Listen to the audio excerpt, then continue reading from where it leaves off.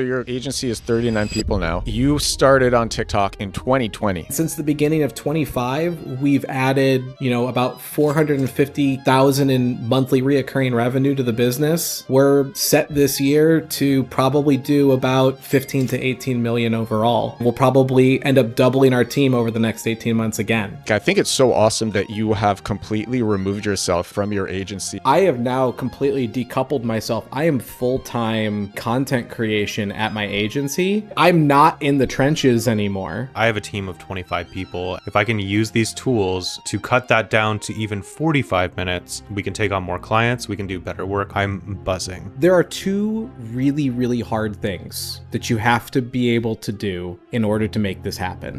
One is This is going to be a fun episode because we are all basically SEO, TikTok, Instagram OG people.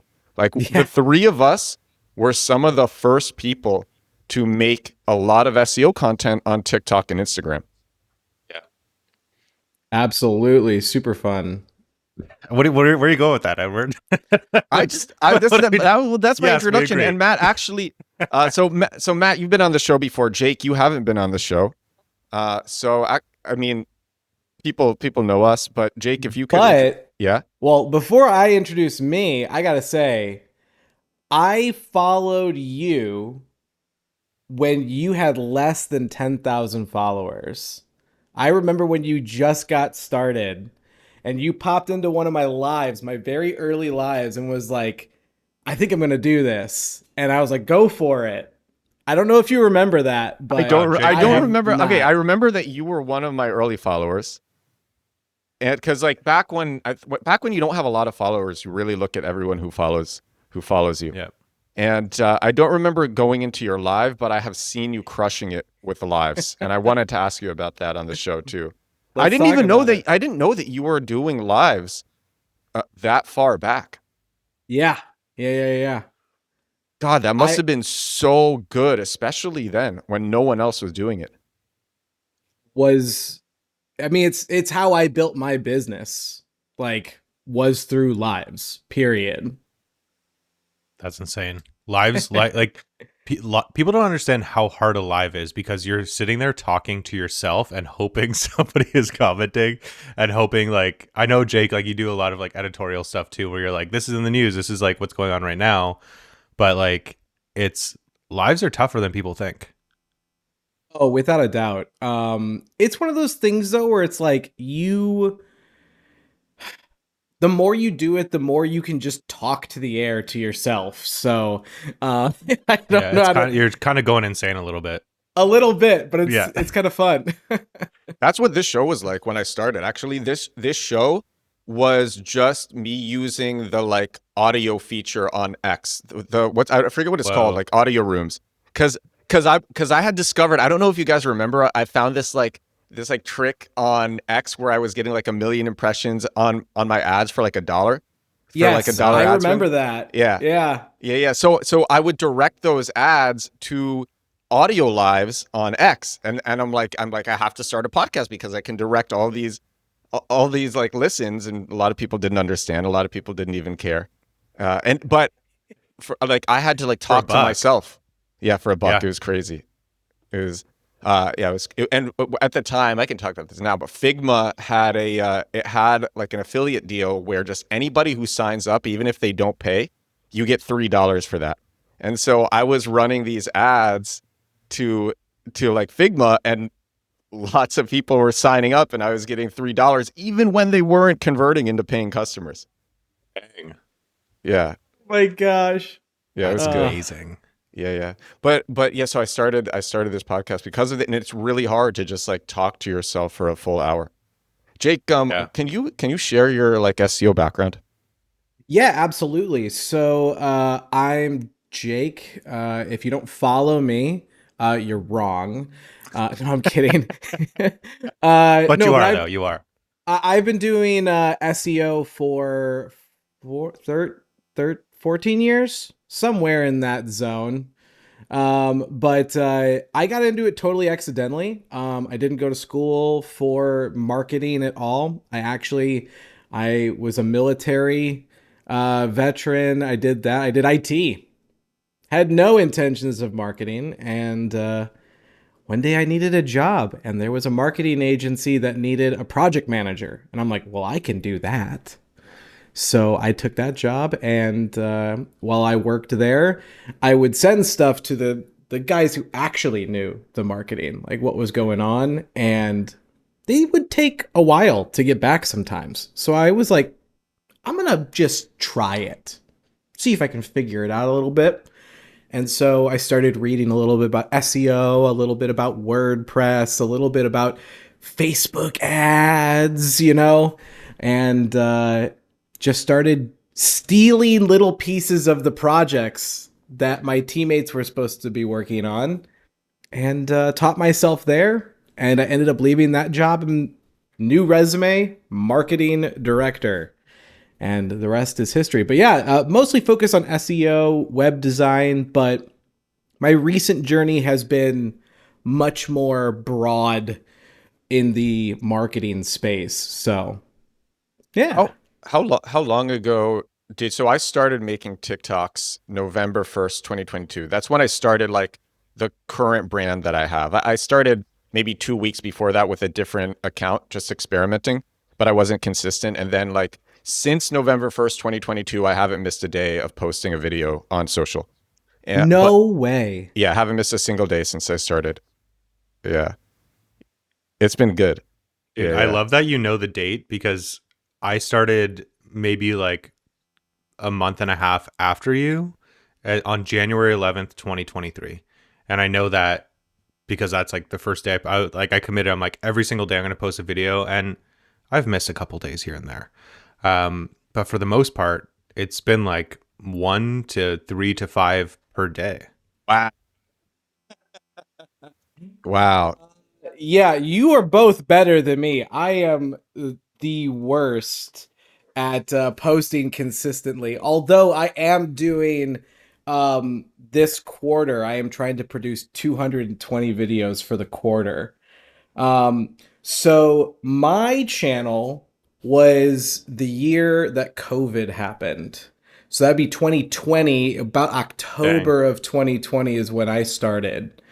This method of marketing is so effective, I had to make sure it wasn't against Google's rules before I kept doing it. It's a form of SEO I call compact keywords. Whereas most SEO focuses on putting up articles to answer questions how, what, when, compact keywords focuses on putting up dozens of pages that sell to searchers who are actually looking to buy. These pages rank on Google and convert so much better than normal that when I discovered this years ago, I couldn't believe this was allowed. It's less work too. The average compact keywords page is only 415 words. Compact Keywords is a 13-hour deep course on getting sales with SEO. A customer recently said, "Each lesson is dense with information. You're giving years worth of experience boiled down into 15 to 30-minute lessons with no filler or fluff. I feel like I'm gaining a new superpower." Compact Keywords is about setting up an SEO funnel that brings you sales for years and years and years. It works with AI,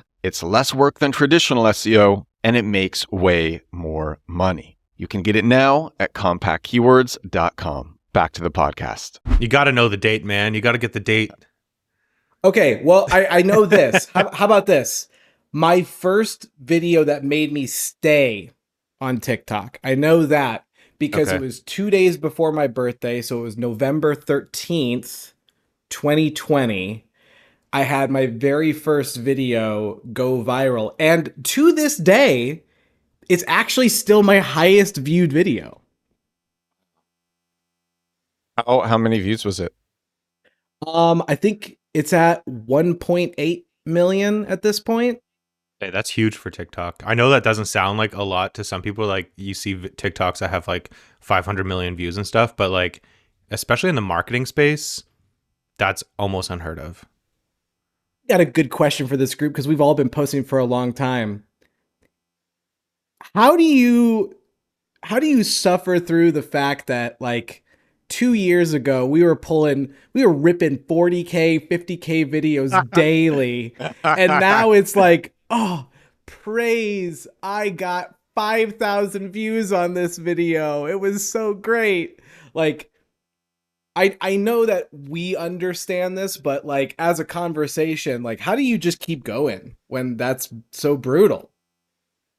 I think well, one, it's I just like I for me, it's fun to express myself, to get like recognition, to see the people who are commenting, who are learning. I had some guy DM me last night and tell me that, or he emailed me and said that like what I have taught has made him. He quit his job. He's financially free, and like you get messages like this often, and it's just when and yesterday was a hard day. Like I was kind of suffering yesterday, but like yeah, when days are hard, like that stuff keeps you going. So, but also I will say, TikTok, I've gotten less reach on TikTok, but Instagram I think is going pretty strong.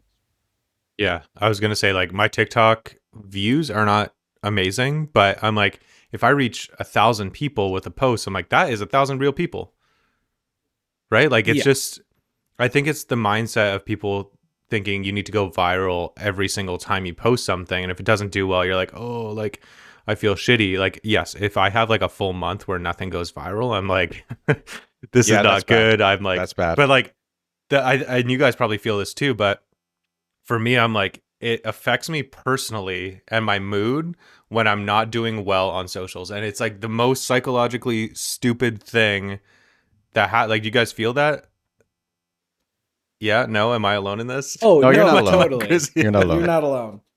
But Um, like, I I go just ahead. remind myself that when I started my business, I was going to networking groups with 9 people and I was driving an hour both ways to get there. Yeah.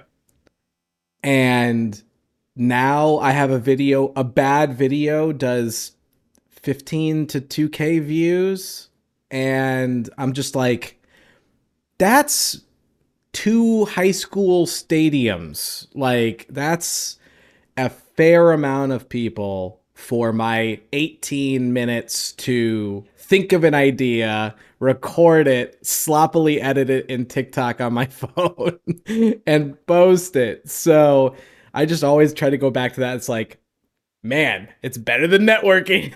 Yeah. Yeah, So, sorry, I want to ask you guys, what do you use for editing? Because Jake, you said you edit right in TikTok. Edward, what do you do? I'm using Descript. We're recording in Descript right now. This is the first time I've used it. But like you edit your Instagram TikToks in Descript. Yeah, yeah, it's I mean really easy. I mean, I don't know what your setup is, but like it removes all the gaps between words automatically. Well, And then you edit in the transcript. So like you just read. It's very actually. I do something kind of unique, and I start editing from the end. So I actually will like read. I'll start because normally your better take is the last take, and yeah. so you're just able to like take that take and then remove the takes before that. And you just edit in the transcript. You read it right there in the transcript, and then you correct the timeline to make sure it sounds good. Drop in. You already have the caption template. Drop that in. I made the caption template look like the original captions in TikTok from 3 years Sick. ago. Yeah. And then, I mean, it's like so easy to make. And I also do the screen recorded ones in Descript. What are you using? That first of all, that's amazing. I'm using literally like just record on my phone, and then I'm either editing in Premiere Rush, which I don't think they support anymore, um, which is hilarious. But Wow. so Premiere Rush allows you to look like you can see the. I don't edit by the video. I edit by the wavelength. So I look at the audio and I just like I clip like as soon as it starts to go up, the audio, if that makes any sense. It does. Um, I I used to cut do like a that in little TikTok. piece. That was when I was editing in the TikTok app. That's how I was doing it. But I haven't like I don't unless TikTok has added that back in, like no mobile apps do that. Like you can't see the audio. You can't edit based on the audio You anymore. you can on CapCut, it's just a little harder to get to. Yeah. But I also am a Descript user for my videos that require a bit more panache. But Nash. I find that just, off the cuff using TikTok and its minimal powers, like you're not over polishing, which is something I think you Yeah. can do right now. You're more authentic. Honestly, it's so easy and it's easier to turn out it's easier to get in the flow state of actually making content and speaking. And when you are in that state, you are more likely to find better hooks, be more enthusiastic. That comes across. There was like an expression about how like you transfer energy to the people who watch your stuff. I forget what that expression is, but it makes it easy for getting out a lot of content, which is better for views, in my opinion. Yeah, 100%. So, you were mentioning hooks. What are your guys' processes like for a hook? I'll say mine first, and then I wanted to wanna actually hear ask yours. you guys for so Yeah. I wanted to ask you guys for like your favorite hooks, like hooks that always work. And I'll share mine. I'll share the sauce. I don't care. Yeah. I wanted like because we probably all have hooks that we go back to. I feel like yours, Edward, is nobody knows this Yeah. about Google. That I've found that recording in cafes or restaurants does a lot better. I will literally go to cafes and record and then leave. I'll get So like yeah, what's your audio setup with that though? Like, are you using my like phone, a mic? Or you my phone, just my phone, just no mic, no just external this. anything? That's it. Just this. I turn it to myself. I record with this camera. Nobody knows this about Google. Come on, that's You crazy. can I'm put like, out a press release and influence AI overviews. dude. So Jake, did you see that video that Edward did where he's talking about how I did the press release and ranked in AI overviews? Oh, yes. He I'm like, does do you- post a do you video a watch all day. of our There's content? a lot of Yeah. content, guys. No, but that one did so much better than I thought it would. Yeah. That's so funny. I did a video in a Panera Bread, and I didn't have my mic with me or anything. I was just like, I just got to get a video out. And so you can hear clanking and people talking in the background. And that video did nuts. It was one of my best videos I've ever Try it had. again. Try it again. I'm leaving this podcast and I'm going right to a cafe. Do it. No, do and you know what? It's easier too because like you go to a restaurant, you have your food. Like I just made a video, got I don't know 200,000 views on Instagram alone, and I made it while my burger was sitting there at the side. And like I That's recorded it in like 3 insane. minutes, and edited it in like I don't know 10 minutes, and I'll tell you guys something. I've been writing a lot about this in my newsletter. This is something that I did in the last like 2 months that made the craziest difference. You guys are probably going to be mad at me for it, but you're going to do it to me, so it's okay. So I started a spreadsheet where I track. I only look at videos in my niche that have done really well. So maybe I'll go to Matt Diamante's TikTok and sort by most popular, and I will write down the hook, the subject matter, and the benefits named, because in order for people to care, they need to hear the benefits. This is probably why this podcast that we are recording right now isn't going to do that well, because we didn't talk about the benefits at the beginning of listening to this podcast. But it's okay. I'm going to enjoy my time with you, and it's a very You know what? Like, I think this podcast is like, I don't want to ask you what your normal downloads are, but like, I think this one will go pretty big because I'm going to post about it. I'm going to send it out to my email list. Like, Jake, I'm assuming you're going to do the same thing, but like, I'll think about it. It's going to be your biggest episode ever. For me, I don't even like Jake. This is our first time talking, and like the three of us have been seeing each other on TikTok and IG for the last 3 years. Matt, we've spoken before, but like just the privilege. I was thinking about this before the show. I'm like, these two guys are like some of the biggest SEO people on TikTok and Instagram, and like I can't believe that I get to do a podcast with them. I'm like really like so. Dude, I feel the same way that I just got to talk to you guys. Yeah, I'm like texting or DMing. That's how I like, feel. That's how I feel. So, yeah. So I don't mind, but I don't mind if not that many people tune in. But yeah. So you track the hook, track the topic, and the benefits that are named, and I will literally write down like what you are saying, Jake, what you are saying, Matt. I will write it down, and just the act of like actually writing it down, you get better yourself at identifying ideas that will go viral or identifying hooks that will perform well.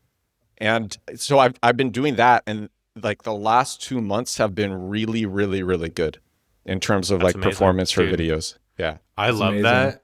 Like, so I was in Amsterdam at a SEMrush conference, and I was like, first of all, I was standing there. I'm like, people are going to recognize me for sure. Like, it's a SEMrush conference. People are here for SEO.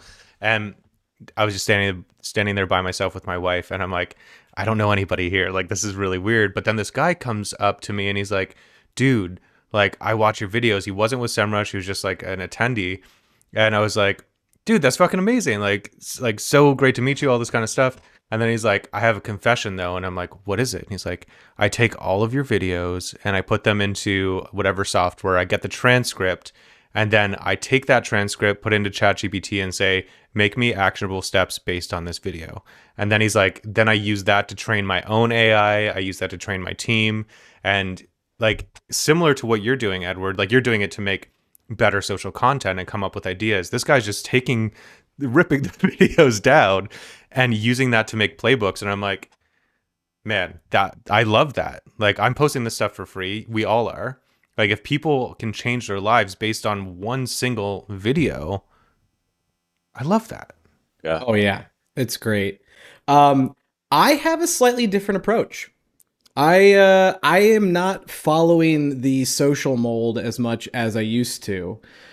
I have really started committing to my hook being a searchable phrase because I have been working on social SEO as a primary focal point for my videos.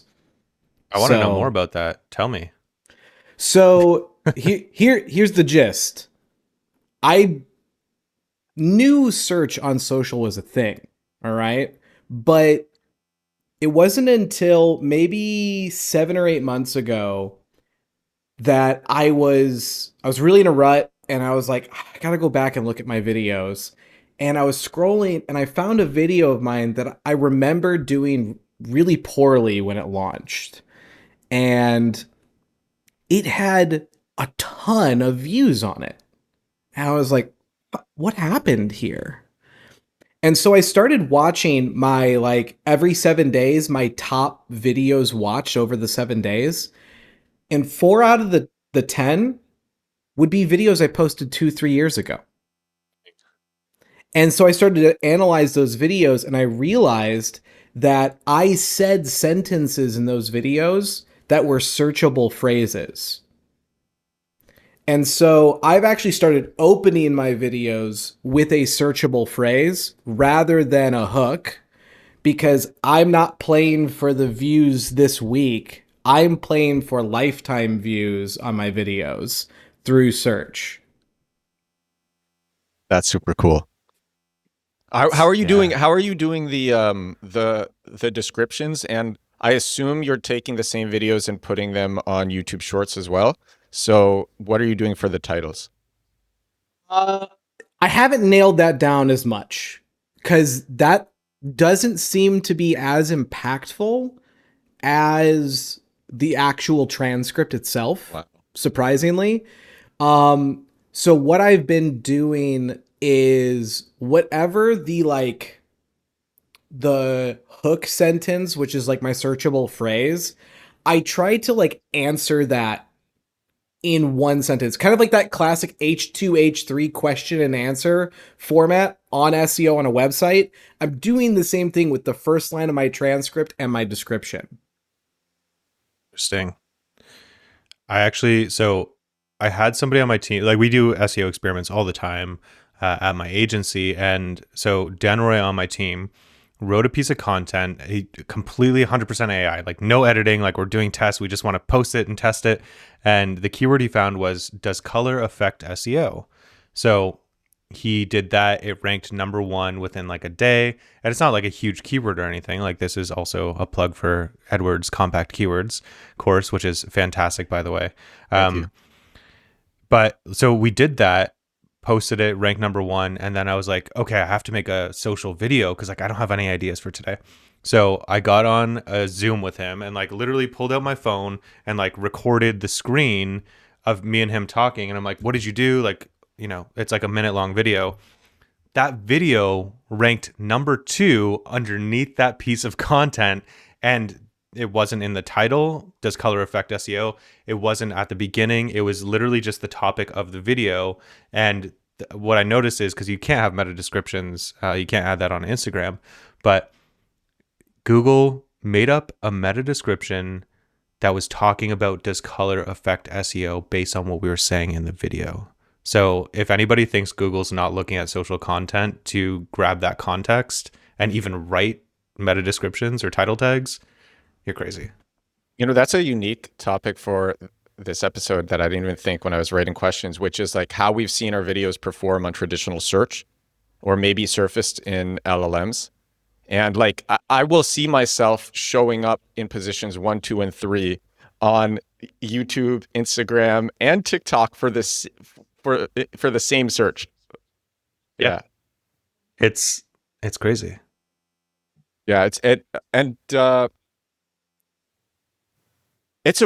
honestly a really effective way of actually, like, I think, targeting keywords. And now I don't know if you saw the stuff that I made, that YouTube is getting cited more than Reddit in large language models. Yeah, I've seen I think that. it's like 16% of the time. It's like, unlike Jake, I do watch all of both of your stuff. No, I'm just joking, Jake. But like I because I want to see, like, not only in terms of social, what are you guys doing, but like what are your discoveries happening? Because like we can't talk every single day and be like, okay, what strategies are working? What are you testing? All this kind of stuff. But like I know we're all posting about it on social, so I'm watching that. I'm like, oh, that's a really cool experiment. Oh, we should try that. And the YouTube thing, 100%. Actually, Matt, I think we were talking about this on the last episode, and Jake, I'm interested in hearing your thoughts as well. I don't post my results. I don't post like my rankings on social because people get pissed off and then will like try to take you down in some way. And like every time that I have shared, like, oh my God, like I did this and I'm ranking number 1 the next day, and then it's like, nope, not anymore. Like every time that I've shared that. I don't know if you've experienced anything like that. Oh, yeah, absolutely. I think this is just a personal choice, which is bring on the conflict. I don't really care. Like, it's better to have the conflict because it drives more views, it drives more engagement, and I get more comments that are like, "Wow, that's really crazy." Like just the other day, I posted a video. It's just a screenshot from Search Console, and it was that we got one of our clients to rank number 1 for the best lawyer in history, and he's a little lawyer out of Idaho. That's crazy. And I just post that, and people are like, "That's worthless. Who's searching that?" I was like, "Go on Google Trends. You'll see it gets a couple thousand hits a month." Like, but when people start chatting, and this is another thing that I've noticed on social specifically, is videos that get comments do well. Videos that get comments that I reply to every comment do really well. Really? Yes. And it's the same on TikTok and IG, or just TikTok? So you guys have an advantage over me, which is I don't ever really log into my Instagram. I know I post there, but that's because I use Repurpose to send everything there. Oh, it I does think way the worse last when you use repurpose. Oh, I know it does, but Okay. I don't give a shit. I don't really Okay. care about Instagram. When I have an actual social media manager, like we'll get around to it. But yeah, I live in TikTok, and I'm pushing into YouTube now. So That's really interesting because I was looking at your Instagram and I'm like, why is Jake not crushing on Instagram, but he's crushing on TikTok? And now I know it's because you're using an automation. But at the same time, it's funny because like for a lot of people, using repurpose it's not good for Instagram. I mean, for me, like I've noticed a tremendous difference when I post manually. But I do have people tell me how they have grown to like 200,000 followers on IG using repurpose with TikTok to IG. So I don't know. Like sometimes I see like breakout successes with it. I mean, this is the thing that I've learned about posting automation tools, whatever. It works for some people and it doesn't for others, and there's no explanation why, period. Yeah. Like, there is no consistency in it. So whatever results you get are the results you get. Because I have a buddy who he's like, yeah, I don't even post to any platform. I just drop them in a Google Drive folder and I use repurpose to send them out from there. That's And crazy. he does very well on Instagram. So Are you guys it's posting yourself? Both of you? I Yeah. Yeah. yeah. I want to hire somebody to post for me. I don't want somebody to have access to my DMs, which is why I haven't done it. But I have a friend. What do you got in there? What do you mean? What do you got? What do you got? What's Well, going on in your obviously, I'm not going to DMs? say if I don't want somebody to have access to my DMs. People are Uh, sending them their huge Google results. That's what Yeah. it is. Yeah, that's what it is exactly. But so a friend of mine, I think this is really interesting. A friend of mine who is doing really, really, really well on Instagram. She hired a VA in the Philippines who uses just like a normal VPN set to the United States to post, and her videos get hundreds of thousands of views on IG. And I'm actually quite surprised that someone can just post with a VPN set to the US if they're in like the Philippines or something, and it'll still do well. So let me ask you guys this question, because I like I know it, like I post 3 to 5 times a day. I know how long it takes me to cross post. I do every platform manually. Are you really posting 3 to 5 times a day? Yeah, go look at my shit. Man, that's crazy. But like some That's of so it is a hardcore. carousel based on a Mm. video that I've done, or some of it is like I might do a repost or something, but I'm trying to do 3 to 5 brand new pieces of content today. And sometimes I only hit one. And you know, those days I don't feel great about it, but like it takes about 5 minutes to post on all these different platforms. Like, what is the process going to be if you only post on Instagram or TikTok, and then now you need to go to a VA or social media manager and now they're cross posting? I'm like, what's the amount of work? Is it more than 5 minutes? Like, does it take me 5 minutes to post on social? Is that what you're Yeah. asking? Oh, yeah, it definitely takes me more. It's a pain. Why? Because I have descriptions. I like the transcript is a description. I'm using hashtags on TikTok. I'm using 4 hashtags on TikTok, 3 hashtags on YouTube Shorts, no hashtags on Instagram. I'm using a different description on LinkedIn. And then, actually, then you have to, like, when you post on these platforms, you have to wait and actually view Reels and TikToks while the post is being uploaded. And so then I'll get distracted and I'll end up spending Oh like, no. yeah.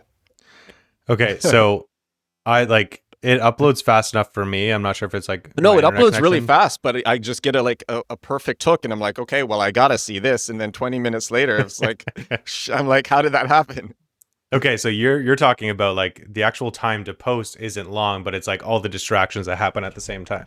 There are a lot of distractions, but yeah, I would still say the time, yeah, maybe the time to post isn't that long, but there are some heavy distractions, and So I get sucked in. my kind of question for you guys and everybody is like, how much money not are you making, but like, is it worth for you to be posting?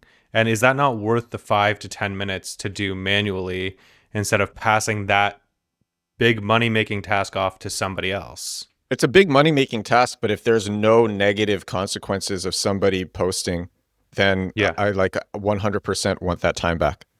I want to Yeah. I want to see how this does for you. Once you find somebody, I want to like know what the process is. Well, I mean, my friend hooked me up with the agency that she is using, and I talked to them, and it's so inexpensive. It's literally like she's paying $400 a month for a VA to post every day for her. To Crazy. Yeah, so um, it's just I just don't it. Yeah, I don't know. I don't. My DMs really aren't that bad, but I just like I don't want somebody having access to, because I talk to all of my best friends on my Instagram as well, and sometimes my best friends will send me stuff. Oh, Like dude. people that you've known since like your childhood. Like, come on. Yeah, my DMs probably look similar to yours where I have like certain friends who send me really fucked up shit. That's And what I'm saying. I'm like, I had to message all my buddies. I'm like, just text if you want to send me a stupid reel, text it to me because I have somebody looking at my DMs now. I mean, No, let me can't just. you in Did you? Instagram? Can't you folder people? Oh Like yeah, this you is how much can. I'm on Instagram. Like there's folders, right? Like you could put all of your like real people that I know, don't touch this, please. This is not for you to touch DMs folder. Well, that's just going to make Like- someone want to touch it more when you Yeah. when you title a folder like that. Come on. So wait, did you go and delete your chat history with these people? No, I'm just like, it's not actually that bad. It's just like, it's messed up stuff, but like, it's, yeah, no, I just left it there, and I'm like, just respond to any new people, check the DM requests, all this kind of stuff. And like, I didn't give her access to my Instagram. I went through business or Meta Business Manager Okay. and gave her access that way. So she's able to access that stuff, but she doesn't have any of the permissions to like change anything on the account. But she's not posting for you, or she's only posting some stuff. She's not posting for me. I do have her. She's making carousels based on reels that have performed. And then she just sends me those. I download it on my phone, post it, boom, 5 But minutes. why does she need access to your IG? Because I can't go through all my DMs. Oh, she's responding to everybody. She's responding to DMs. She's responding to comments. Like if I'm on a plane and I Yeah. don't have Wi-Fi for some reason, she's able to go through and She's a you know, closer. just be like, yeah, she's a closer. Yeah. Okay, that makes sense. You guys are getting DMs? No, I'm just kidding. All right. So Honestly, sorry. yeah. Go Go. ahead. No. You go. I was gonna say I have never checked my TikTok DMs unless it's from like one of you guys or like a couple people that I know. Like I have thousands unopened, and like I just Yeah. don't have time. I can't do it. Yeah. Yeah, it's crazy. So okay, if you guys were to like advise a person who is doing marketing, who has a marketing agency or is doing marketing consulting, and you were they're trying to increase their demand. They are what you guys were 6 years ago. What Yeah. would you and they're trying to increase their demand. And it doesn't just have to be like marketing. They could have a design agency, but they have some sort of agency. How would you tell them to get clients?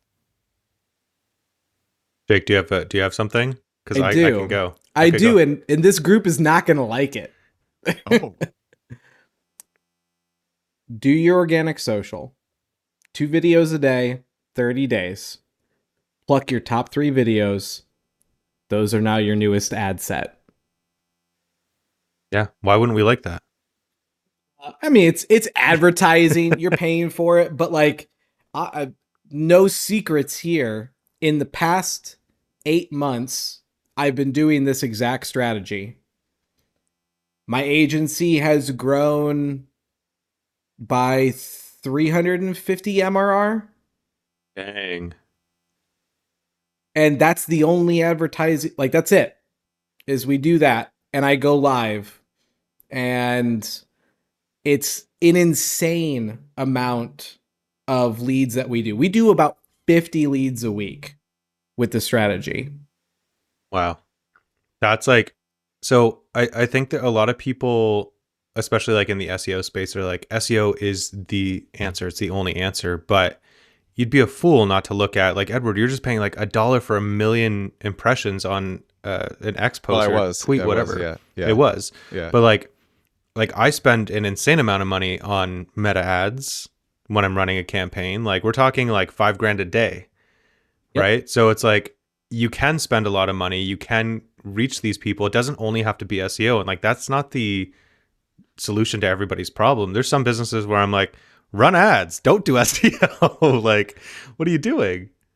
I got something for you guys because I think this is interesting. We've almost stopped selling SEO as a solo offering at our agency. It is a combination, or it's an add-on.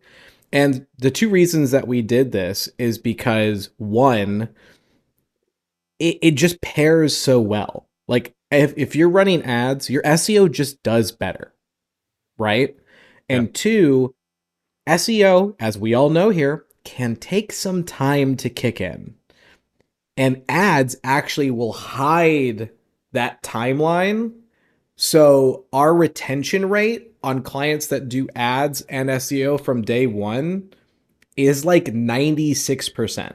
Like it's so much higher than if someone just gets an SEO program, because we had a client that we ran SEO. It was an aggressive package.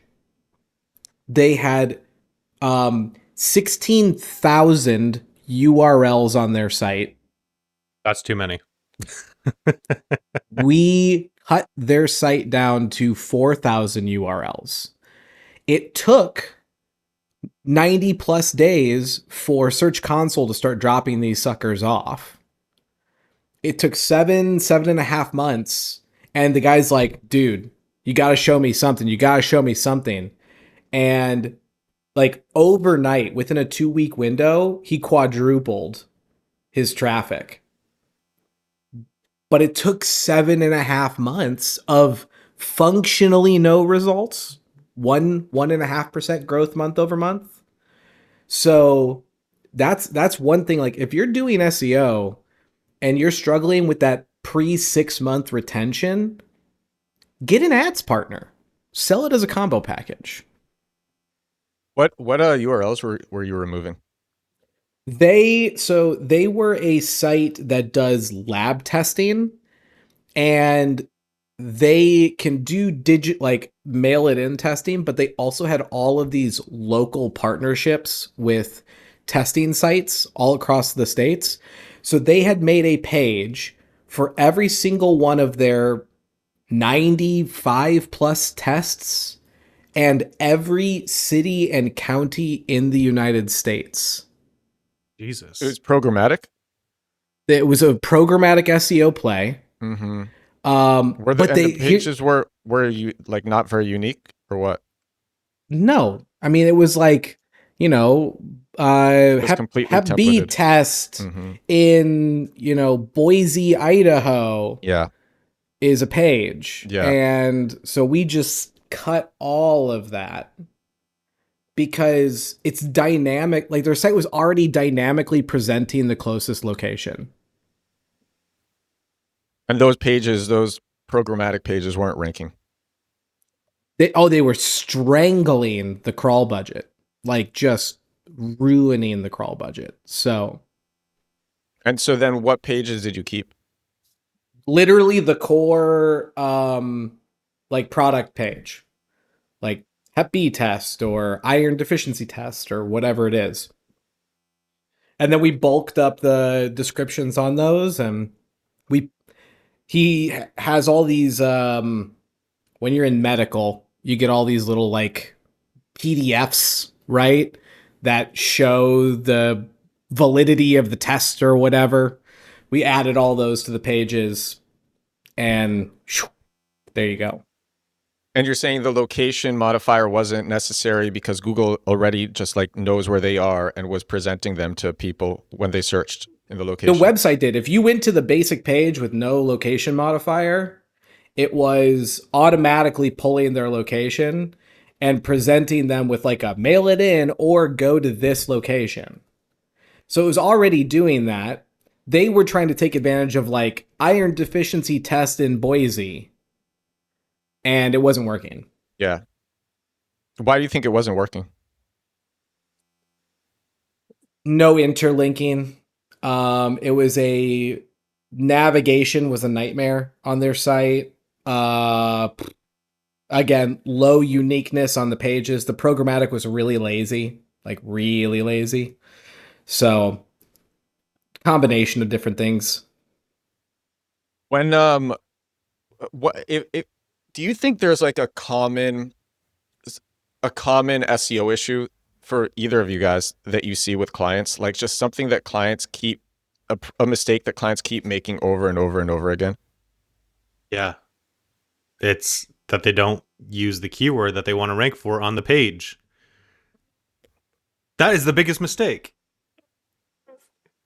Mine's schema. You're not using enough schema. I'm not using any schema. Yeah, you're a fool, Matt. Dude, we get great results. I'm like, we did schema for a bit, and like I even worked with this guy. I won't say who he is, but he's a really in the SEO space. He's a known local SEO guy, and he uses all kinds of schema. We tried I'm experimenting with things all the time, and we did not see a significant difference doing that and spending all that extra time and money and work and effort than just publishing content and doing keyword research. Like that is the from what I can tell, the number one key to ranking higher. So Jake, if you were like, I guess one of the questions that I actually had was like, what's like one SEO thing that everybody should do that nobody does, like when they finish this episode, when they finish listening. So Jake, would your answer be schema? I could go schema, but since we've just talked about that, I'll give you another one. Um, go do a press release. Oh, nice. Yeah. Go do a press release. What are you using for press releases? I use EIN Presswire, but there's a bunch of them out there now. I've just been using EIN for a long, long time. So what's the price on EIN? It's better if you buy bundles. So it's really nice as an agency because I can buy a pack of 20 and it ends up being like $30 a press release. Oh, oh wow. It's looking like the basic package is $149 and you get one press release. But if you buy a bundle, that's where you really get the advantage. Again, there's probably cheaper if you're just doing a one-off, or heck, go on, Fiverr or Upwork and find a guy there. It's probably cheaper that way too. What's the most you've paid for a press release? Me? Yeah. I'm maybe $99. Oh wow. I was so I recommend AB Newswire all the time on the show because I mean that's what you use, Matt, to influence AI overviews show up number one. What's crazy is that press release was taken down from the Globe and Mail, but it still influences the AI overview. When people search like best-selling SEO book, it still gets your book to get recommended. Sometimes number one. It's it's different when you search, but like yeah, I did a search for it recently, and the AI overview was recommending your book because of that press release, which you paid $80 for. And if you had the $500 per year package, you would have gotten 83 press releases for $6 each, which is like insane. But I've also paid it's like $600 or $800 for press releases for a single press release, and I was using like prlog.org, which actually has like journalists looking at the press releases, and then because some of the more higher end press release services, like I think PR Newswire as well, will just have better journalists looking out for it. But it's still hit and miss. You still have to have a topic in a viral category that people actually want to report on, and you have to have a salacious headline and all of that stuff. But like for actually doing SEO, cheap press releases I think are super effective. Yeah. I mean, I think it was within like 4 hours I was ranking for that press release. And that boosted my Amazon link, that boosted my blog post link, that then was now in AI results overviews. Did you see any movement from the video? In terms of book sales? Yeah. I don't know, because like I'm getting sales every day. Like it's like 50 to 100 people every day are buying the book, which is great. But because it's on Amazon, it's like it's all print on demand, right? So I don't actually have, I mean, I do have a bunch of books here, but that's for videos, but they're shipping it out. So like, I don't know how people are finding it. I can't track that, which is super, super, super annoying. Jake, so your answer, the number one thing is everybody should go and send a press release when they finish this. What should the press release be on?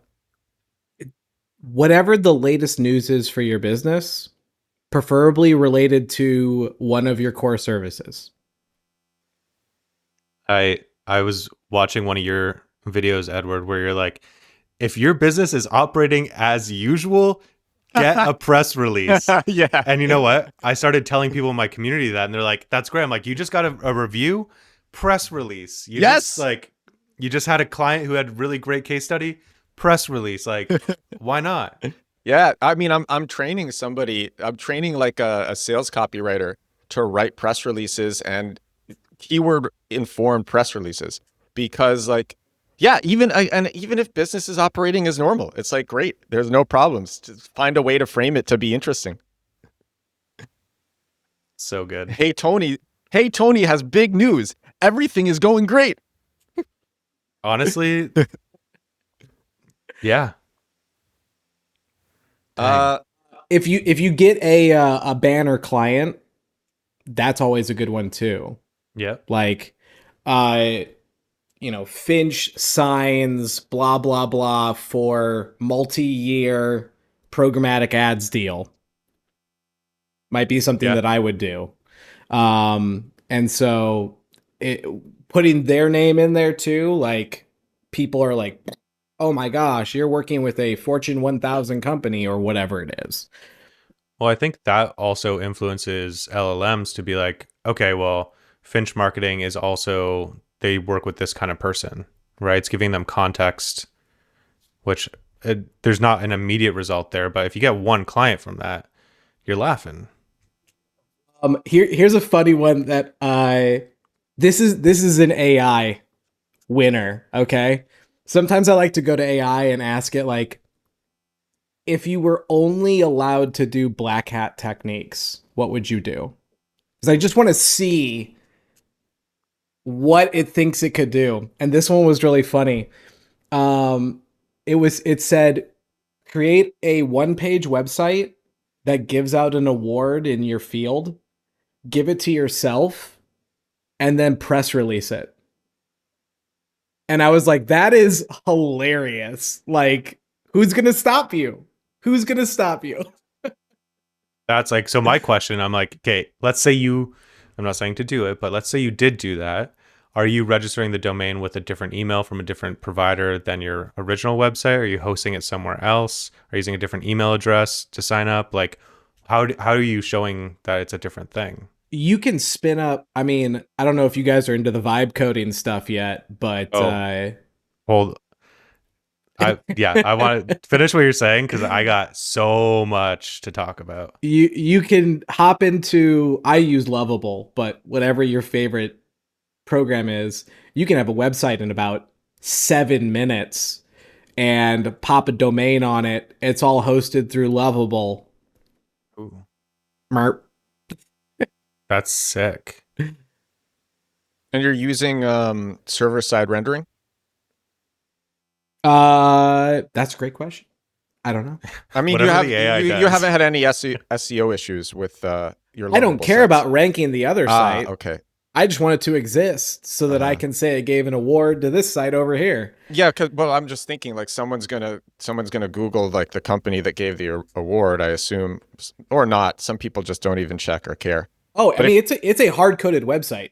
Like it exists. Like, yeah, but like if Google can't crawl it or parse the information on it, oh, it's totally crawlable. okay. Yeah. Yeah. So if you use Screaming Frog and did like a site crawl, there wouldn't be issues. Nope. Oh, okay. Yeah. You So you that's do fine. have to make sure like these vibe coders do tend to like doing dynamically loaded pages. So sometimes you have to tell it like, "Hey, don't do everything dynamically loaded. Like just make individual pages, please." That's cool. I've seen a lot of people do that. It's like really funny. They get like the best X. They've been named the best X marketer. Like yeah, the best niche. Insert niche marketer by this company you've never heard of, and it works really well. And then they go around, and then it's like they compound the lie, and then you don't even know. Like you've just used this lie like so many times that it starts being true. You know what I So mean? good. Yeah, you put out the press release and then other people start reporting on it and then like legit people are picking up on this. You put it in, you have like a press kit in your footer and you say this in your press kit. And so now it's actually like syndicated and other people are calling you the best and now you really are. Matt, you said you were vibe coding a keyword research tool. Oh my God. Okay.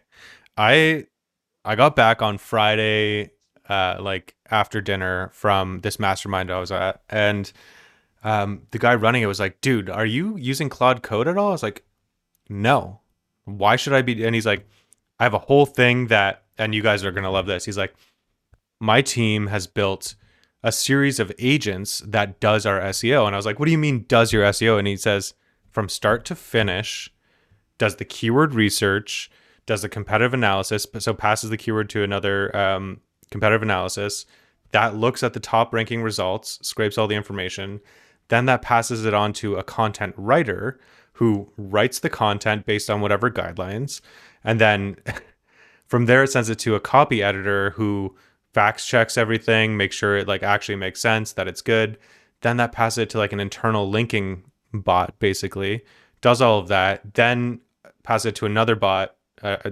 Don't quote me on like the exact full steps, but like now they have a Google Doc with the full piece of content that's been researched, edited, internal linked, like it's citing certain specific sites, whatever it is.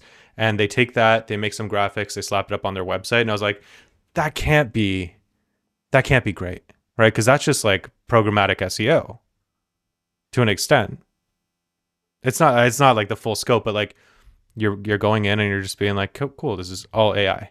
And he's like, we're getting a lot of Wait, results. so And I was like, the AI is writing it or humans are writing it? AI is writing it. Oh, okay. AI is doing the So keyword research. it's just it's everything. Wait, AI is doing the keyword research. I thought you were saying that things were getting passed to human writers and human reviewers. No, Okay, okay. it's all AI Got it. with like different bots with agents. different jobs. Yeah. And I was like, okay, I need to check this for myself because, you know, in marketing, there's a lot of BS. So I go into SEMrush and I'm like, holy shit, like their keywords have doubled in the last 3 months since they started doing this. And then I'm like, well, I need to check the content. So I go onto their website, check the content, and I'm like, it's actually really good.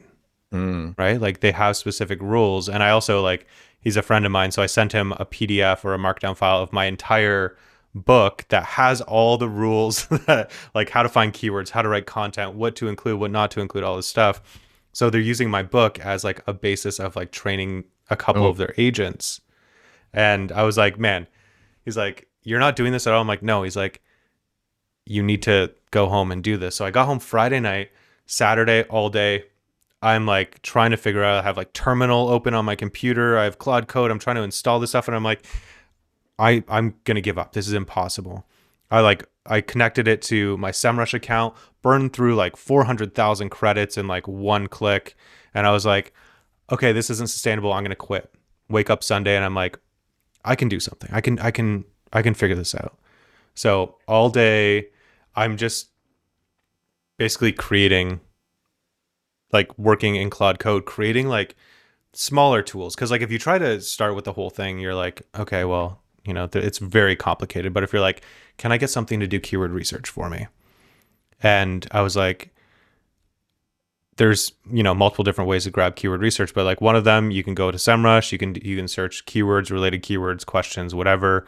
You can guess, you can do all this kind of stuff. So I built like four or five different bots. I actually built one like 10 minutes before we jumped on this podcast. But like if you type it, and sorry, I'm all over the place. I'm very, very excited about this. And Jake, thank you for being patient. I see you just sitting there. So I integrated this with Slack. I don't know how to code. I don't know how, like GitHub. I don't know anything about that. I don't know like the server. Like I don't know that shit. So it walked me through setting all this stuff up. It was very easy. Put in my credit card basically, and you know, away we go. But then I integrated it with Slack, where now my team can go /Reddit and then type in a keyword. This bot will crawl that keyword or crawl Reddit for that keyword, look at the top questions people are asking, scan those threads, look for their pain points, look for keyword ideas, all this kind of stuff. And I was like, okay, that took like 10 seconds to do. It cost me a penny to run, which is the cheapest keyword research tool you'll ever use. Obviously, we're using it internally, but I was like, okay, let's try this with Quora. Did it with Quora, 10 minutes. They took all the same rules from the Reddit one. And now I'm like, cool, this is even more niche. You know, people are asking different questions on that platform. The next one I'm going to do is Facebook. I'm going to see if we could do Facebook groups, pull questions from that. Because have you guys noticed a lot of Facebook groups are indexing on Google now? Crazy hack, right? So I'm like, can we start Facebook groups? Can we talk in Facebook groups? What's making these things index? But anyways, it is insane. And I don't even know what else to say. Like I'm buzzing. My wife was talking to me the other day or yesterday, and I was like, I can't hear a word you're saying right now. Like, yeah. So it's all still really in the experimentation phase. It's I was looking at the keywords it was pulling. I was comparing it to SEMrush, and I'm like, it is using, and like this is the same stuff in your course, compact keywords, where it's like it's looking for keywords that have low volume, low difficulty, or no volume, no difficulty. Well, they Um, don't, to be clear, they don't all have like low volume in the course. yeah, It's more so, are they under targeted? yes. So for me, I'm like those are like gold keywords, right? If they have some volume, lower volume and low difficulty, I'm like that's gold. Like we can rank for that. But where it's like the unicorn keywords, I'm like where there's a higher volume and like low or to no difficulty, right? The ones that are being severely underserved, I'm like those are rules that I built in, so it's looking for those when it's doing keyword research and kind of like throwing away anything that doesn't meet those requirements. What does difficulty look like to you? If I really want to rank under 15, Oh, so you're using like scores. yeah, we're using like the Okay. SEMrush score Yeah. or Ahrefs, whatever you want to use. What are Yeah. you looking So, for? oh, what? So in the course, like I'm sharing, like you actually like look at the SERP, and you Yep. see, are people using the keyword in their page titles? Are they using it in their URLs? Um, Moz makes it really easy. Moz has like on page grader scores where they actually will grade a specific page on a 0 to 100 scale on how well optimized the page is for the keyword. And then when you're looking at the SERP for this keyword, you actually see the optimization scores right there. And then you see the domain authority, you see the optimization scores, and the best is when you see a SERP where there is like like very low optimization scores. Yep. So maybe like on Moz, it would just be like in the 70s to like 80s. And then you also see that there are like at least like one or two low domain authority sites ranking, because Yep. it's like, okay, that means like if you don't have a lot of authority, you can very easily rank in the SERP by just targeting the keyword properly, kind of like what you were saying. What's remarkable is lots of high volume keywords are just like under targeted as well. It's not lower volume keywords are more likely to be under targeted, but high volume keywords are like so many great high volume keywords are just not targeted properly. And Yeah. you will even see, I think like I was looking at like personal injury lawyer NYC, which is like, a $200 CPC keyword. Like even a keyword like that, you will see people are not targeting it properly. There are pages that are ranking for it are all over the place. There's some low domain authority sites in the SERP, and it's like, target it properly, do proper SEO. Yeah. Yeah.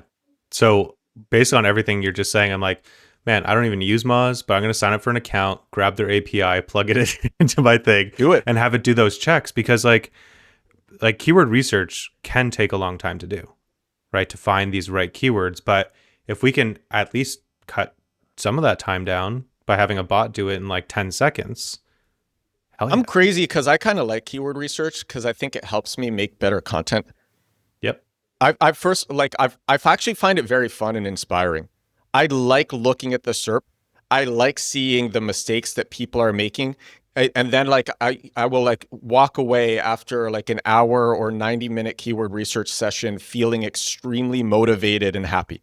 Being like, oh my gosh, this niche is wide open. I can come in and just destroy it. And Yeah. so I like, and when you're doing keyword research, you're clicking into pages, you're seeing mistakes that people are making, you're seeing common themes that people are talking about. I like something that I like about SEOs is I feel like we can go into any niche and understand the niche. Like Yeah. we can go into any niche and do stellar marketing for it. And you do that by doing keyword research and going into the pages. So a lot of people try. I've had other SEOs on this show as well who like automating keyword research, and like I like I'm Yeah. that's fine. I like doing keyword research. For me, it's fun. I I'm doing it more from like because like I have a team of 25 people, and if keyword research is taking an hour and a half because you're Yeah, like yeah. I don't know what the idea is, like SEMrush doesn't give me an idea. I'm like if I can use these tools, paired with AI to cut that down to even 45 minutes, like that is we can take on more clients, we can do better work, all this kind of stuff. I still do think that keyword research should not be like fully automated, because you need to think and be like, does this keyword really make sense? Is this a branded keyword? Is this, like, actually there was a keyword, somebody on my team was like, should we be ranking for this? It's like got 1,300 volume a month. The difficulty is 1. Like the pages that are ranking for it aren't optimized. I was like, okay, what's the keyword? It's like 8 things to know before you go to a dentist. Like that was the entire keyword. And I was like, I've never seen this before. People are searching 8 things to know before you go. What? It was something like that. And I was like, that is not a keyword. That is something that like whatever dental agencies are all saying, like, you need to rank for that. So it's coming up as like a really low difficulty, because like all these dentist websites don't have backlinks, they have low authority, all this kind of stuff. So I'm like, it looks like a really good keyword, but you need to use your brain and be like, no, nobody's actually searching that. Wait, the tool said people were searching it? 1,300 people a month. Why? I'm just like, maybe But that's why- like why the would name somebody- of like, maybe it's like the name of a, I don't know, like a book or an article that went viral. I'm thinking maybe it's the name of an article that went viral. I mean, but I don't know. I haven't searched a keyword like. Yeah. But like looking at the results, I was like, this doesn't make sense. These are all people going after that keyword that, like, yeah, they're all low domain sites or low authority sites. Yeah. Crazy. Yeah. Do you like doing keyword research?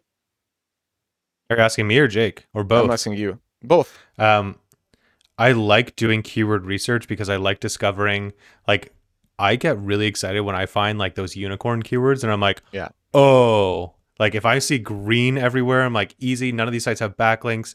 We could rank for this. I'm so excited. I was on a call with this guy, like a friend of a friend, just giving them like free SEO advice. He's like, I don't know what to do. And I'm like, cool, you make this product. We typed in the product name, and I'm like, holy shit. All of the keywords for his specific product were unicorn keywords. High volume, low difficulty, nobody using it in their title tag. Like it just happened to rank because nobody's going for it. And so I tell this guy, I'm like, dude, you have like an amazing opportunity. You're going to be so rich. And I wasn't promising, but like, that's why I'm not doing an agency, by the way.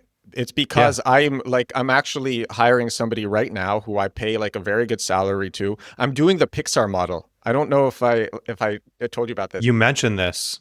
Yeah. So, and I feel kind of like selfish, like I'm talking too much, but like, I talk about this with like so many SEOs who I have on this show. And because they ask me like, why aren't you doing an agency? Like you have so much inbound. And I say, it's because this is what I want to do. So don't get me wrong, every business model has problems, and like a SaaS that you grow will have problems as well. But I think a SaaS is a lot easier to scale than an agency. So basically the strategy is Mark Liu has a tool called Trust MRR where indie hackers connect their stripes to it like idiots to flex their dicks around. Like, look how much money our company is making. And you go and you just find some company on Trust MRR that's making a decent amount of money. And then you go and look at their SEO. Oh, they're not really ranking for a lot. What does it do? Okay, so let's repeat our SEO method for this company. Like clearly there's a use case for it because they're making money, and we just have to target the bottom of funnel keywords that would work for this. And so that's like the starting point. And then you iterate based on what people are telling you, like why they're actually using the product, what they're hoping to achieve. You get consensus. You hear from multiple people saying the same thing. And you iterate like that. And you iterate vibe coding. Like Google's anti-gravity, we use it on one of our tools. It's insane. Like you can make 2 months worth of iterations in an hour. It is insane. The Pixar model, Steve Jobs, and Jake, you're a Star Wars fan, so you'll enjoy this. Steve Jobs acquired Pixar from George Lucas for like 70% of Pixar, and then the employees had the rest of the equity, and Steve was paying their salaries. And Toy Story, I think, I'm probably butchering the story somewhat, but like Toy Story was taking longer. Steve Jobs had to continue paying the salaries, and he actually ended up, because he continued paying the salaries, pre-IPO, he ended up owning 100% of Pixar. But he still, at the beginning, he owned 70% of Pixar, with employees having, I think the employees had like 30% or something like that. I don't know what George Lucas retained. And Steve was providing guidance. It's very unlikely that Toy Story would have been what it was without Steve Jobs. So Steve was providing guidance and funding it. And so similarly, I am hiring, and actually I have somebody now who I'm talking to who I think will be a good fit. I'm hiring somebody who I'm paying a very good salary to, like a 21-year-old who just wants to hustle and grind, who is going to vibe code a SaaS using this method that I just described, using my method of SEO to get to get customers to it, talking to people in order to iterate, and you get MRR, you reinvest. Oh, now you're reinvesting into social. Now you're reinvesting into a newsletter. You're reinvesting into ads. The ads are doing better with the SEO. Everything's playing together. You're growing the team. And like, I just am so certain that I will create a $1 billion company like this. And because like, it's exactly what you were saying, Matt. Like, you look at the SERPs and you see that nobody knows what they're doing with SEO. That's why I think SEO is the best channel, because so few people know how to actually do it. The trick is to not go into MarTech. I am not going to go into MarTech. I was thinking about this. I'm going to try to find a niche where marketers are just so stupid. And I want to go into that niche and dominate that. And any niche will have like a huge, a big enough TAM for me to take, where the marketers are just really dumb. And like, this is what I'm passionate about. This is why I'm not doing an agency. Cause like, yeah. I love that. Like, I have a similar dream, and small businesses, for the most part, don't have a budget to hire a marketing agency. They just happen to rank. I'm like, what would it look like if I acquired a nail salon, or a heating and cooling company, or an electrical company, or a plumber? Like, you're going to make a national brand. You're going to make a national brand. Do you know how easy this shit is for me? Like, Matt's nails, Matt's HVAC, Matt's, it's just all Matt's whatever. You'd have my name would not be on it. You have no idea, but like, hey, Tony Nails. Like, what do we do? Like, if we can do this stuff for other businesses, that's what I'm saying. Edward, you're saying, like, put your money where your mouth is. Let's fucking do it. Mm-hmm. Yeah, actually, interestingly, I think the guy who made, I don't know if he's doing SEO for it, but the guy who made WP Beginner, he's been on the My First Million podcast a lot. And WP Beginner was like, or is a $1 billion company. And he owns like a chain of gas stations. But like, WP Beginner ranked for everything in WordPress. Yeah. I wonder if those gas stations are ranking really well. Oh, I mean, that's just like being smart with your money. One of the wealthiest football players only played 3 seasons because he took all of his money and bought like Wendy's chains. That's awesome. He owns like 900 restaurants now or something like that. It's ridiculous. But it's really interesting listening to this specific conversation, because we've all had a journey to this point, and it's all been very similar of how we've gotten here. And the timing of this podcast is really interesting, because I think we're all at a diverging point in what we're doing next. And that's so interesting and exciting, because we all share this legacy of something very the same. And yet we are all passionate about doing something. Ed, you're going to build this huge, amazing $1 billion company. Matt's going to just own like the entirety of Canada and all of their regular business, right? And like me, you're talking about keyword research. I hate keyword research. Really? It's like, I can't stand it. Tedious. I hate it. Boring. Not that I'm bad at it. I just don't like it. Yeah. But like, for me, it's getting harder and harder for me to talk about the granular details, because at my agency, I have now completely decoupled myself. I am full-time in content creation at my agency. And so I actually have to have sessions with my team internally of like, what's going on? Tell me, so that I can then use that in content. it's I'm not in the trenches anymore. That's amazing. And like my direction that I'm going next is I'm trying to build the Barstool Sports of business. Like that's my next goal. So it's a very different like What does it look like place that we're 5 all years from heading. now? Um 5 years from now, 30 Yeah. shows, always on 24/7 live, business channel, live events, an insane amount of social. Uh, but yeah, I mean, we're trying to be a digital like business channel, like a TV channel. Think like Bloomberg TV or CNBC, but like for business owners covering everything that they would ever want to know in one spot. So Have you hired anybody, any other content creators? So we have a roadmap plan. We spent a bunch of time researching and of course using AI to support that research.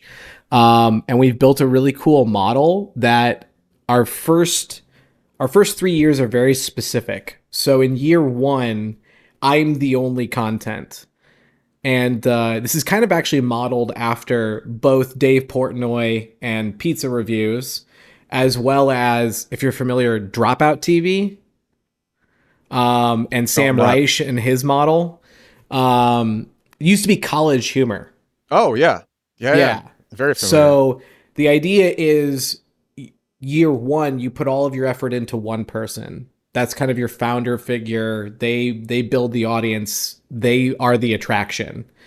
And then in year two, you toss 2 to 3 more people in that orbit that already have a small following of their own, but will gain faster because they're in orbit with your main person.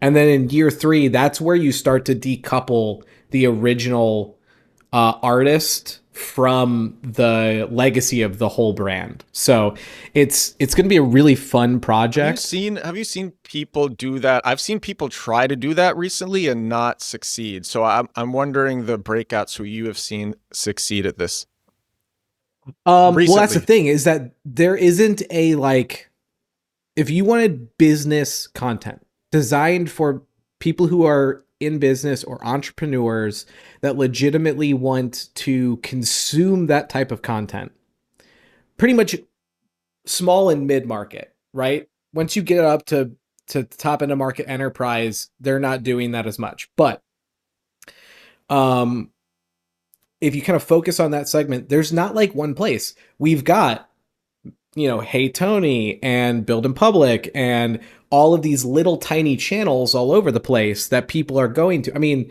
I don't know if you guys are active on Twitter at all, but Twitter is also a crazy platform for really popular I personalities. didn't know that you were active on it. I'll follow you. I'm not Act- really oh, active, but I consume it because I'm it's been always great. watching. It is really good.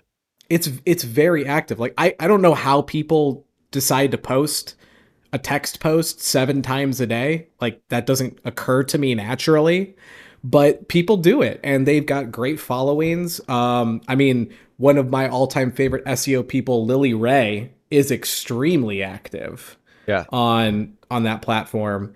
she's Along coming with on the podcast. She's excellent. I love her too. you, lucky duck. Have a great time with She's her. oh she's so good. I'm a huge fan, and I'm always sharing her stuff on this show too. Yeah. So, um, but there's no like consolidated spot. I'll say a thing. Politics be damned. But companies like the Daily Wire, Ben Shapiro's channel, started with just him in a podcast, and now he's got TV shows they're producing, both animated and live action. He's got 15 podcasts that are live. They do live events. Like, and if you want that Ben Shapiro conservative content, you just go to the Daily Wire, right? If you want hot takes on sports, you just go to Barstool Sports. Like, that's the thing.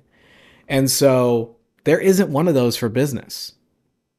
Not with any kind of like deep clause in the marketplace like those types of platforms do.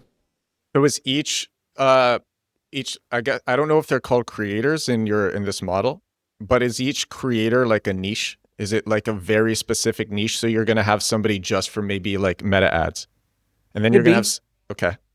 Could be. It's more about, and I think you guys know this because you've been doing this for so long. At a certain point, they're not there for the content as much anymore. Like they're your friend. Yeah, that's true. We, like you said earlier in the podcast, and we haven't talked, but I'm sitting here in this conversation. I'm like, we've been best friends for 5 years. Like it just feels that way, you Yeah, know?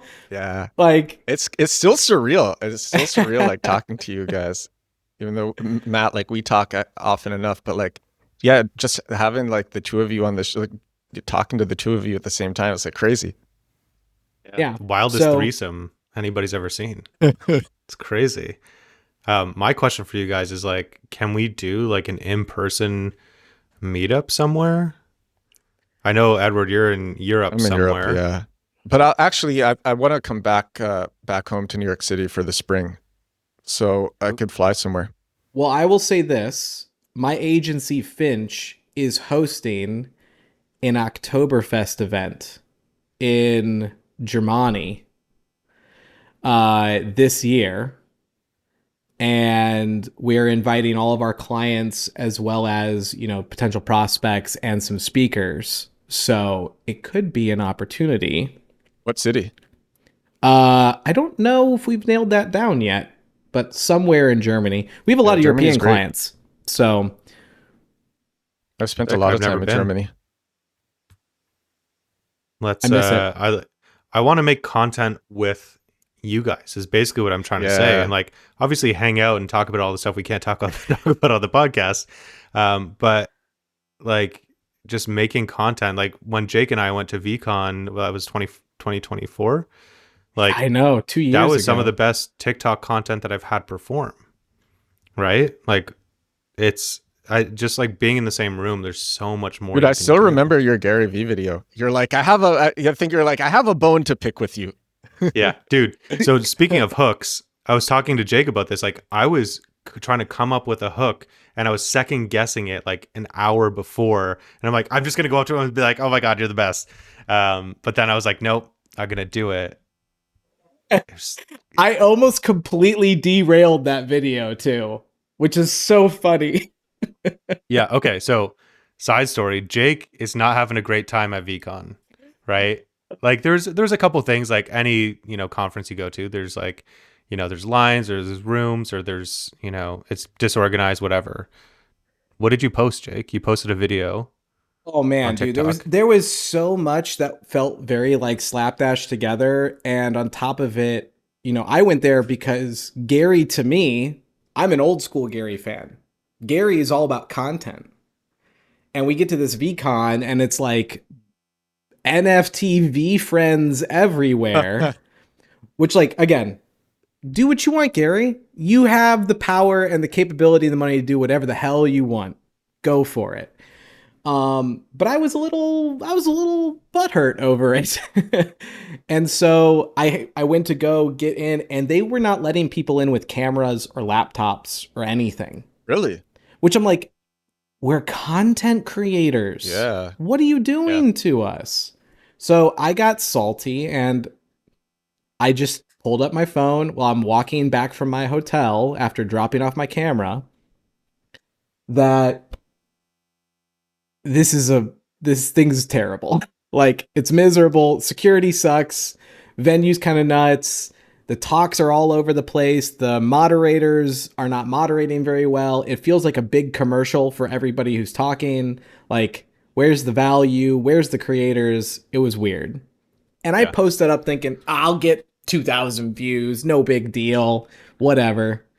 And I look at it like an hour later, and I'm at 35,000 views. And You I know what was it like, is? oh no. You know what it is? People love to hate on Gary Vee.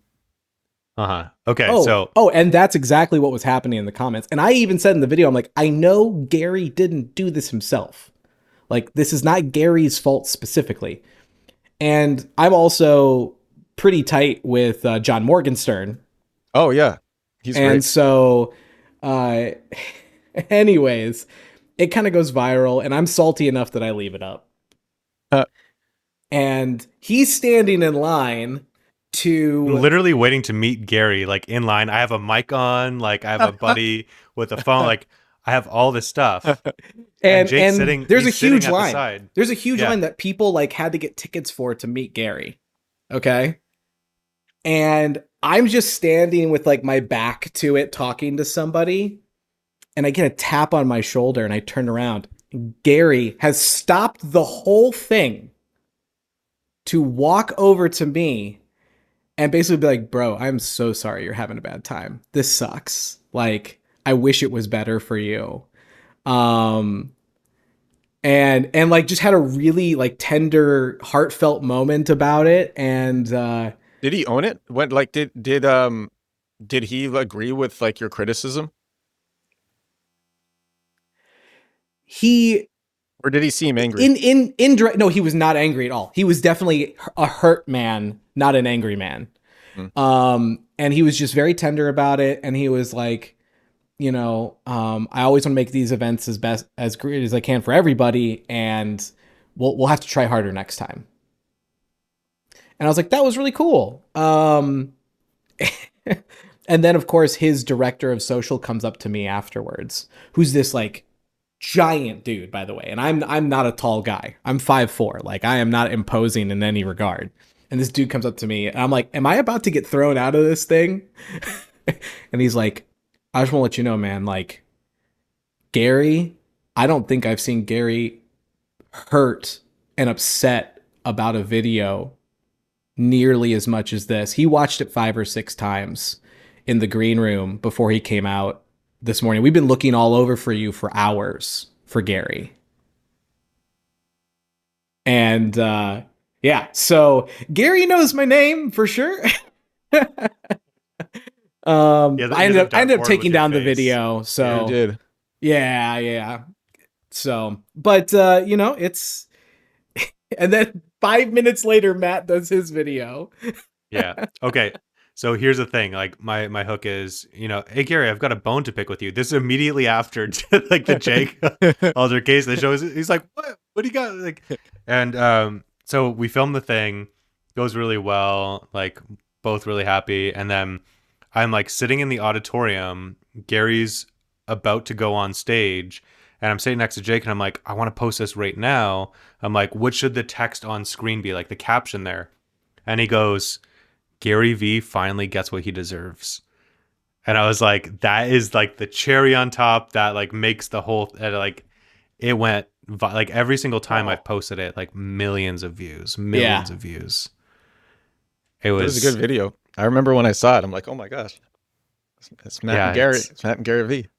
it's crazy. But like that, I think that just shows like if like not just us, but if you're together with other creators who have followings and people know, like we can kind of not cross pollinate our channels, but like help and reach more people. Right. There was a comment in the video that about the press release, and someone's like, between you and me, someone's like, this is the best collaboration I've ever seen. Like, I've been waiting my whole life for this. Yeah. It's, I love it. Well, and the 2 videos that we shot together are still some of the top performers that I repost from time to time. I'm going to do one today. I'm going to repost one of them today. You should tag me in it. I'm going to take a picture of the 3 of us right now and put it up on my Instagram story. There we go. do that again. I want to take it. Yeah, here we go. Okay, cool. I'm gonna post that. I think it's something that I wanted to do more often, which is like post pictures of me with guests. Actually, this is kind of cool. So I wanted to influence because there's a lot of other people named Edward Sturm who are active on social media, and so like they show up when you search Edward Sturm in Google Images. And so I wanted to influence Google Images, so I created a photos page on edwardsturm.com, edwardsturm.com/photos. And there are pictures from me, of me from every year, and you could sort them. And also for people who go to my site, like this is people like want to like learn about me, and they go and see pictures of me like 10 years ago, pictures of me 15 years ago. And so I put up pictures of me with like very detailed alt text and file names, and these show up in Google Images for Edward Sturm or for like the people that I'm with. And I'm going to put this one that I just took up on the on edwardsturm.com/photos. Do you want to like? Do you ever? I don't know. I'm putting you on the spot right now, but do you want to post that just as an image on Instagram and like invite I could both do of us that. as collabs? Yeah, I would do that. Yeah, that'd be Like fun. that. I think that could I be. would totally do that. Actually, I'll 100% do that. I'll do that I've been right after playing we with wrap. doing just like single image posts, and they do pretty like they not all of them, but some of them can do pretty well. That's actually something that I wanted to do more this year, which is like I used to travel a lot. Now I don't travel as much because I'm working all the time. And Yep. I just want to travel more and meet people who follow me. And there's like a lot of really big people who follow me, and I want to go and meet them and take pictures with them and share that. And it's something that I've like really wanted to do. Yeah. I'll definitely post this.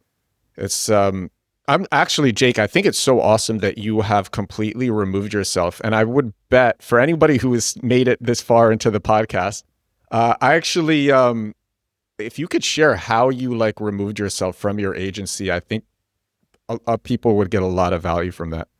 Totally. There are two really, really hard things that you have to be able to do in order to make this happen. Um, One is you have to find a way to encapsulate what has gotten you to this point, right? I started my agency just me, no clients. And now I've got a team of 39. We're global. It's there's no way I can even there's clients I don't even know that we have. You know what I mean? Like you so the first part is like you have to encapsulate whatever got you to that point. And that can actually be really hard because what you think it might be is not actually what it is. So you have to do like some serious soul searching and client questionnaires. Like talk to your best clients. Why are you still here? Why have you been here for 4 years? What is the thing? Like I get it, revenue. We make you revenue, but like what's the other thing of this, right? Um, and then the second part, and I think this is actually harder than that, is that you have to realize that no one will be you. And I forget who says the math, but it's like a good employee is 70% of who you are. And a lot of business owners that are stuck at that cusp struggle with the fact that their employees are not as good as them. And you got to figure out a way to be okay in that. And if you can do those two things, the sky's the limit for you because if you can encapsulate the magic, you can pass that to everyone on your team. And if you can be okay with the fact that there's going to be times where you look at someone's work on your team and you go, eh. Um, and that's not a knock on them. It's them doing their best trying to emulate you. You can go the distance at that point. And really for me, the one of the hard parts is that I do all the content and I was so tied to the work that I could do the content very easily. Like you said, Ed, you like doing the keyword research because it gives you easy content. When you're not doing the work, and you can see this in bigger creators, right? The further they get from doing the work, the more motivational speaker they become because they can't talk to the details. They can't say, oh, you have to be doing schema and you have, this is how you structure product schema with offer in that data set. Like they can't talk to that anymore. And so for me, that's what I actually have to do is I have to dig into my team and pull that back up to my level, let them be the boots on the ground and distill it down to me. I actually have a form inside of my business that every person on the team has. That's if you get asked a question, if you see something interesting, if you have a win to report, you drop it in this form, it goes into a content sheet for me. And now I can make that content. So, but that's specific to the content vibe. If you're trying to just scale up a business, those are the two things: is let go of your level of expertise and perfection, but do it after you've encapsulated your magic and pass that to the team.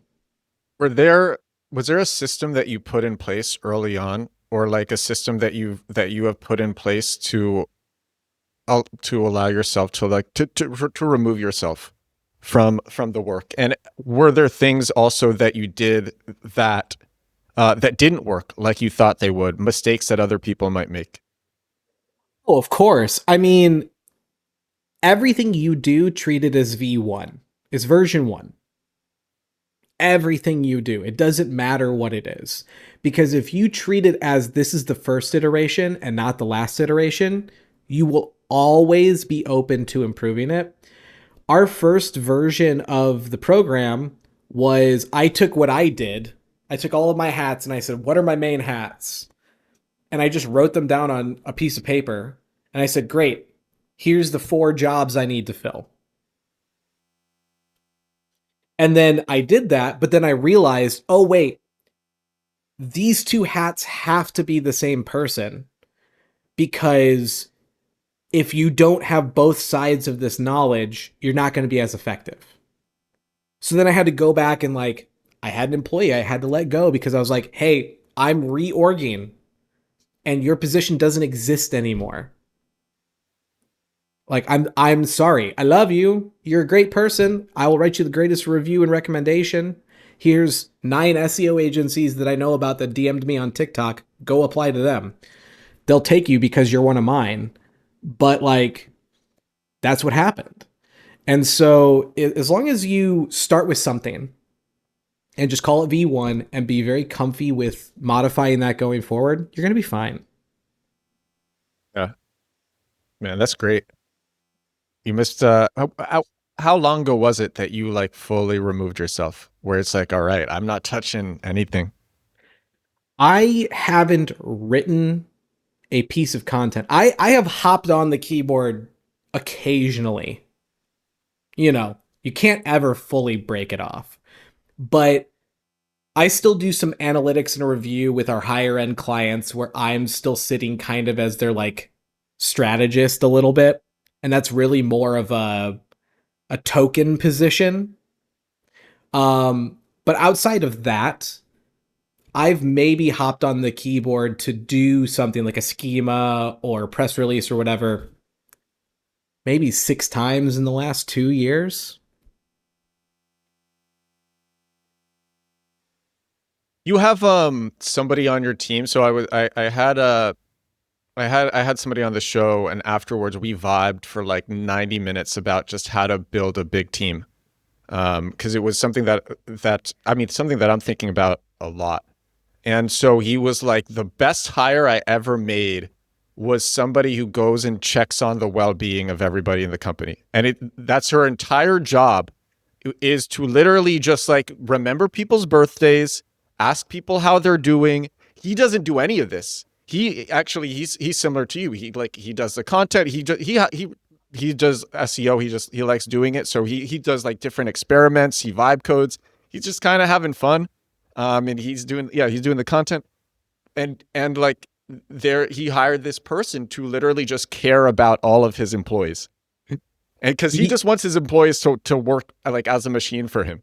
Yeah, absolutely. So it's great question that you asked. We this year, so 2026, starting in January, we launched our internal performance coach position. So we have a person on our staff that he's not available to everybody on the staff yet. It's only managerial and above, but we're going to bring him to the full staff eventually. That he meets with once a week for an hour. He kind of treats it like friend therapy. Like, I'm not going to share anything with the boss. You can tell me whatever you want. And he's just there to be a person who knows the business, knows what's going on, and can listen to you kind of bitch about whatever you want to bitch about, or talk about work, talk about a client, whatever it is, and be a connective tissue. And then he takes that data. Again, he doesn't share anything directly, but he does kind of give a business personnel health report to the executive team. And we know what we need to improve. So that's a newer initiative, but it's been great so far. That's cool. I want to ask you this. So your agency is 39 people now. Mm-hmm. You started on TikTok in 2020, at the end of 2020. It's crazy. How big was your agency? Let's say, and I'm sure you don't remember the exact numbers, but let's say like summer 2021. How big was your agency then? I measure everything in MRR, monthly reoccurring revenue. From 2020 through 2023, I don't think I broke 50K MRR. It was kind of up, down. I was figuring myself out. I was figuring my business out. I was, hogtied delivering. And then 2024 was the real breakout year. And I have no shame in saying this. I hired a business coach, and he had done 11 agencies prior. And I was like, I'm hiring you for exactly one thing. I don't want to make your mistakes. If I'm heading towards one of the mistakes you've made in the past, tell me. That's it. That's all I want. I'll do the rest. You just tell me when I'm heading towards the iceberg. And that's what we did.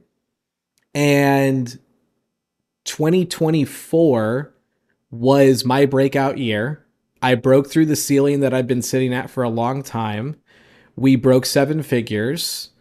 And then in 25, our very beginning of 25, Wizard Marketing, my agency, and Finch Agency, which was a paid advertising agency, we ended up coming to an agreement and we merged our companies together. So that was kind of an instant scale, which, hey, if you can't get clients, but you have money, guess what? Go buy an agency. It's a hack, but it works. And so that was a nice little scale because I pretty much doubled my team. And since the beginning of 25, we've added, about 450,000 in monthly reoccurring revenue to the business. And we're set this year to probably do about 15 to 18 million overall. And we'll probably end up doubling our team over the next 18 months again. So congratulations. That's amazing. So you hired this business coach, and it was breakout. I don't know if you're open to recommending the person, but like I love when people come on the show and they have like a tool that they love or a person or an agency that they love. If you want to keep it secret, like that's fine too. I won't keep it a secret, but you're not going to be able to get them. And here's why. When we merged the companies, the old CEO of Finch exited. And I looked at the situation and went, I'm not a CEO. It's not who I am. So I went to my business coach and was like, would you be CEO? And so the CEO of my company is my previous business coach. And it's his swan song final play that he's planning on doing before he retires. So his name's Dave Valentine, and he is a legend. And I love him so much. And I thank God every day for the fact that he cold DM'd me on LinkedIn. And that's how we connected. I'm also impressed. I mean, like the three of us, we get so many coaches and like just everyone trying to sell us everything. Cause like, I don't know, for some reason, people just try to, I guess like people who are well known get pitched a lot more. Cause like nobody else is pitching us. Like, and so I'm impressed that you responded to a cold pitch from a business coach. Honestly, it just hit me in the right spot, the right time, the right vibe. Um, he is he's a flavor, and he's a flavor that I like. He's very laid back. He actually dresses down from what I dress down to. Like, Matt, your hoodie would be like fancy for what he normally wears. He doesn't look like a I guy gotta meet who's this guy. sold 11 businesses. You know what I mean? But it was just the right time, and you never know who your connection is going to be.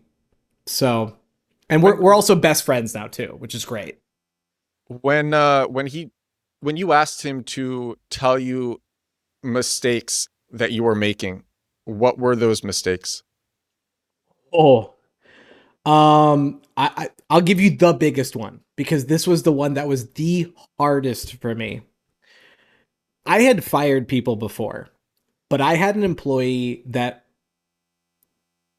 was actually he was the marketing director at a company that was a client of mine. And so he came in straight out of college, and I basically trained him on the job. Even though they were my client, like we would spend 1 to 2 hours a week, and he would just rattle questions. And he was so hungry and clever, and I saw a lot of me in him. And I was like, I just want to mentor this guy. Well, 8 months later, he goes, I hate this job. Can I come work for you? And I went, hell yeah, let's go. And I brought him in, and we went through the shit together. Like, we built this thing. I will always credit Josh as part of the building of where I'm at today. He got into a bad space, had a lot of personal things going on. The business shifted, our model, our structure shifted, and he got into a seat that he was not loving. But we needed him in that seat. And he started taking it out on the business, missing emails, not fulfilling work on time, being short with clients. I mean, it was a critical position. And I didn't want to fire him. I was like, I can help him. I can help him turn this around. We've done this together. He's my boy. And Dave was like, dude, you needed to fire this guy 5 months ago. And it still took me another 2 months because I kept giving it another chance. Hey, man, you need to turn it around. And he would turn it around for 2 weeks and then slip back into it. And finally, I had to pull the trigger and fire him. And literally the week that I let him go, I had a random form application on my website from somebody who followed me on TikTok that was like, I want to work for you. And he was a perfect fit and came in and has absolutely crushed it. He's still with me today. Ironically, his name is also Josh. So that made it really easy for me because I didn't have to relearn a name. um, and it was a blessing. It was a blessing that I did that because now he hated me for a while, like very vindictive and hateful. Really? He didn't understand. Yeah. No, he Crazy. didn't. I mean, Crazy. that's the situation we were in. Yeah. He reached out to me about 6 months ago and was like, dude, I'm at this job. I'm flourishing. I have 5 employees under me. I wouldn't be able to do this without watching you do what you did. Like, thank you so much. If you're ever in town, let's grab a pizza or something, you know? And it was great for everybody. So that thing that you're pushing off that you don't want to do because you're afraid it's going to hurt the business, but it's a pain that you're accepting, stop it. Like that is the one piece of advice is don't accept pain for a long time. I feel like this is a pretty good thing to end the show on. Fire everybody in your business that sucks. No, that was it was great to hear how you grew and the mistakes that you made that lots of other people are making. I mean, everyone can relate to what you shared. Like lots of people hire people that they shouldn't have hired.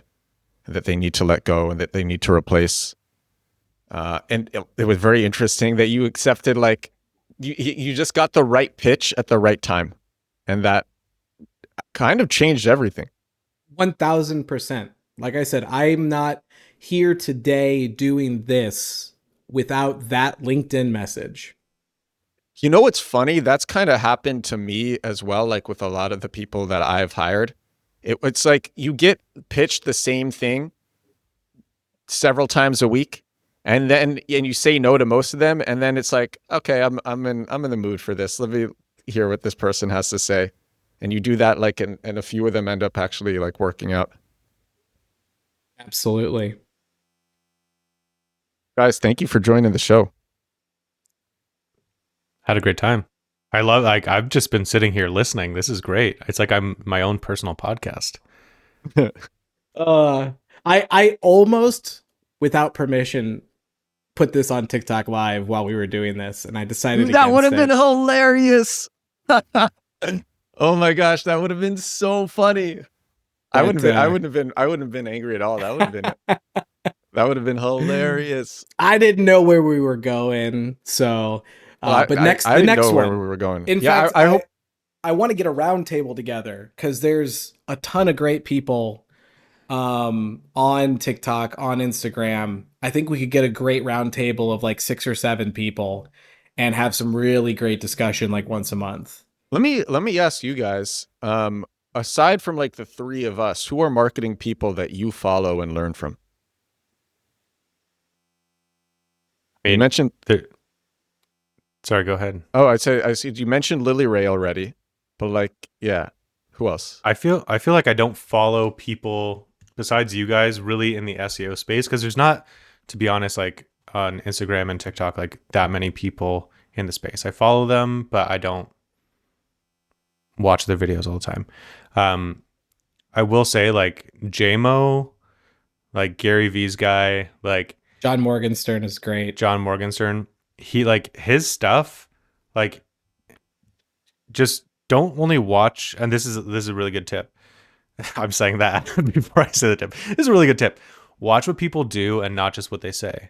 So, like, I watch how JMO is posting, what he's posting, the types of different content that he's posting, because, and like, I'll ask him about it too. I'm like, dude, what's this experiment that you're doing? He's like, I just built a bazooka and it's going crazy. And like, I look at his stats, just like, you know, the public facing stats. I'm like, wow, like, you're doing stitches and that's doing really well. But there's, I don't know if like you guys or people would know a lot of the other names. They're like more niche people who are just like killing it in their space that aren't like very public, if that But makes they're sense. helping you make better content, or what?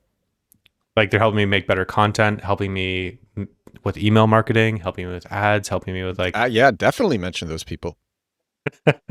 Okay, well, first of all, there's Stu McLaren. You guys are both looking. I see. Like, I don't know who that is, but Yeah. I'm gonna look at this person So- afterwards. Stu, like, if you want to know anything about running a membership or a SaaS or like retention or how to get people in or how to convert, like all this stuff, like, he is the membership guy, like, hands down. Then in terms of like copywriting, Alex Catoni is amazing. She's on YouTube. And then like, there's a million different people. Like, obviously, Yeah. like the Alex Hermosis and like all these people. Then there's authors that I read, like Mike Michalowicz or my God, I'm blanking now that I'm on the spot, but there's so many different people. Yeah, for me, a couple of people. Mitch Barham, Beerpreneurs, one of my favorites. He's just very, very raw about what he talks about in ads. A compliment to that is Dara Denny, who does ad creative. Very, very interesting stuff. Sam Ogborn, she's phenomenal. She's actually a professor, and she talks about very heady stuff all the time. Advertising Weekly, and I'm going to space on her name. She is constantly talking about like what are people doing in brand boss HQ. I've had him on my show a few times. Fantastic time. Let's see who else. if you're just getting going, and you're kind of building like your own website and your own like basic marketing, Brad Ball is fantastic. Gosh, I actually have I'm a couple looking at videos that I've posted about people that I follow. So go look those up. So I'm looking at like I have like a whole bunch of books here that I've read, like marketing, business, all those kind of books, and I'm like, all of these people don't have social followings, and like the only real way to get their knowledge is by like reading or listening to their book. Like I'm like looking at Mike McAllowitz, Dan Sullivan, Marcus Sheridan. Obviously, I have some Gary Vee ones there, Jay Pappison, and Gary Keller. Amy Porterfield has a book which is really great, 2 weeks notice. But like a lot of like there's some of those people have followings and post a lot, but then others like I think Marcus has like under 2,000 followers, but like he's a best-selling author. He sold like hundreds of thousands or millions of copies of his book, and I'm like, to me that's crazy that he Yeah. doesn't have a bigger Or following. I'll watch every Rory Sutherland clip that comes on, regardless of who posts it. It doesn't matter. Yeah, I do too. I watch this too. Yeah, there's also like a just amazing like are there any, I mean, Jake, you were mentioning SEOs on X. Yeah. Are there other SEOs that you look at? Oh gosh, yeah. Let me see. I've got my Matt, I've got are you looking at any of the SEO, like are you on LinkedIn or X looking at what other SEOs are saying? No. Oh, dude, it's such easy, like sometimes you'll see topics go viral and it's like okay, so sometimes I literally will just read a viral tweet in in like paid ads or SEO, and it Yeah. will also go viral as a TikTok, Instagram reel. I mean, that's such a smart because they've already done the hook. They've Yeah. made the content. You're Yes. like, check out what this guy is doing. Yeah. So Yeah. actually, this guy Sarvesh Singh, he's a really great SEO. He made a local SEO thread on X, and I've had him on the show now multiple times, and he's awesome. So I first made a podcast about, he put up this local SEO thread saying this was his hook. They lied to you. They told you local SEO takes a long time. I can make $100,000 a month in 90 days with local SEO. Here's how to do it. And so I just read his thread as a podcast and put like great editing with it. And this crushed as a podcast episode. I dropped it onto Instagram and onto Facebook. It crushed on Instagram and on Facebook. And it's just, he came up with this fire hook. They lied to you. They told you it takes forever to get success with SEO. And Yeah. yeah, people figure out incredible. Jackie Chu, he's like a very black hat SEO. He has really great hooks as well. He writes in caps as he starts his post saying, repeat after me, repeat after me in caps on X. And that like is a very, I want to try, I want to use that more on Instagram Reels and TikTok. Like turn the phone to myself, say, repeat after me. You gotta be on Facebook groups because they are ranking for everything. I'm very curious as to why you film with your back camera and not just the front one. Quality's better. Who cares? Quality's better, and there's more. There is like is it less depth or more depth? I went to film school. I should know this. It's the well, you can still go to Background's the blurrier. background, yeah, but you can still do it with a front facing camera. But yeah, the quality is better, and I think it makes also it's easier to film the screen with the front camera, and because Yeah. I guess like it'll be different when I have an iPhone 17, but I have an iPhone 15, and I think with the iPhone 17 you can record the front and the back at the same time, but I don't know if you get separate video files though, because I have the 17 and like I've been messing around with that. The front facing camera, I've only ever used that. I don't use the back camera because I want to see where I am in frame. But I do use the front camera or the back camera to actually record the computer. So are you stopping the recording and then starting it again in order? Yeah, see, I just do everything in one take and then I upload Oh, it to shit. Descript. Yeah, man, it's a game Dang. changer. And then I upload it to Descript with the one video file. And That's it's crazy. yeah. So it makes it very easy. I would highly recommend it. Jake has his list ready. A couple to throw at you. Matt Diggity, Yeah. classic. If you're into ads, Dan Edmond is a great follow. If you're into brand, Kobe Bush. He took actually something out of my playbook. He's the brand rabbi, which I think is a hilarious moniker. If you're into Black Hat, Seth Palmer, very dude does like serious stress testing on SEO. Like, I'm gonna buy 40,000 Russian domains and see what I can do with them. Rand Fishkin, the legend, of course. Brian Winham is another great one that I follow constantly. There's one more I'm looking for in this list that I know I haven't said. Where is Seth she? Palmer, and I'm like, this is gonna make great Instagram content. This Black Hat is going to make amazing Instagram content. Dude, his stuff is so cool, man. He's like, what happens if I update a Google Business Profiles description every minute for 3 weeks? Like, what happens to the What account? happens? I want to know. Yeah, it's wild. Where? I'm looking for one more person. Seth I know she's in my Palmer. brain. I'm just gonna follow Seth right now. That's crazy. I like you guys distill what these other people say, and then I watch your video, so I got a distilled version, and I feel like I'm okay with that. Because like realistically, like how many people and how much content can you consume in a day? Yeah, Right? Like yeah. and you know, I'm doing the work, Edward, you're doing the work, Jake. Seems like you're relaxing a little bit over there, which is Aleda something Solis. Aleda Solis. Oh yeah, she's great too. She's I gotta get her on fantastic. the show. I gotta invite her on, and she has her own YouTube. Wait, what's it? It's Seth Palmer is 10+ year internet brain whore and veteran. That's not him. There's I put in Seth Palmer, but I want to actually like find. I can't find him. Oh, wait, hold Christopher on. Seth Palmer. Christopher Seth Palmer. Yeah.